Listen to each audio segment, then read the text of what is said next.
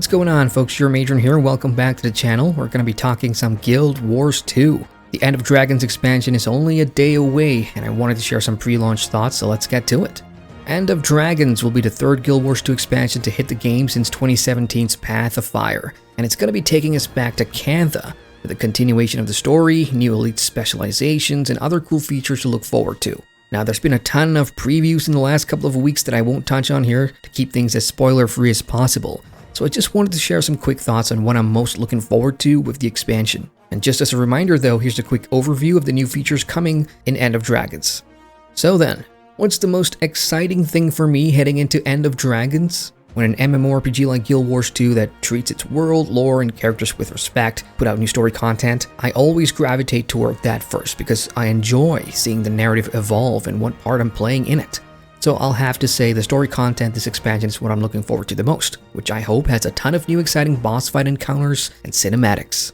From all the previews and stuff we've seen recently, there's hints that End of Dragons will probably wrap up the Dragon Saga, and whatever happens narratively in EOD, I think the payoff will be earned and well deserved due to how much time we've spent with some of these characters and their arcs through all the Living World episodes and the previous two expansions. And I mean, come on, it's Cantha, so we should expect some really cool storylines with characters old and new, and I'm looking forward to seeing how the conclusion of this expansion will shape the future of Tyria, even possibly giving us a teaser of what's to come narratively for the future of Guild Wars 2. Now, story content aside, I'm always excited when we get new elite specializations for our classes because it offers us hours of fun tinkering with new builds and challenging the established meta, which has, in my opinion, become stagnant somewhat. I mean, think about it. Fire brands, quick brands, heal brands, alacrity revenants, and so on and on. So I am looking forward to decking out my army of alts with all these new specializations, which should be a challenge. In 2021, we've had a few beta weeks where we got to test all the new elite specs, and of course some were more OP than others, which will get balanced out over time, I'm sure. But there has been a few fun ones that I can definitely see myself playing long term. The Mechanist for Engineers is probably the most fun out of everything I've tried because of that Jade Robot pad, which is super cool, followed by the Harbinger, the Virtuoso, and Willbender, and really I could name half of them. It's still too early to say which specializations will be meta-defining for the other game modes like PvP or World vs. World, so I suggest not caring about that for the time being and just play whatever is fun for you at launch. As for the other new features I'm looking forward to, definitely fishing and skiffing. Every Guild Wars 2 expansion so far has introduced huge gameplay mechanic additions like gliding in Heart of Thorns and mounts in Path of Fire. So with End of Dragons, besides the new 2-seater mount and the Jadebot companion and all its quality of life features, fishing and boating are interesting additions by themselves, simply because we've not had activities of this kind in game previously. Especially fishing, which in the world of MMORPGs, one would consider fishing to be a normal activity that you'd expect from the beginning of the game's life. Therefore, with fishing appearing in Guild Wars 2 some 10 years after launch, should be interesting. I want to see how it plays, what the progression is like, and is it a viable activity for making gold and gathering important materials that could help with the new legendaries, collections, and so on. Skiffing or boating, on the other hand, is something that looks to complement fishing. And look, Guild Wars 2 has large bodies of water all over the game world, so these two should go hand in hand.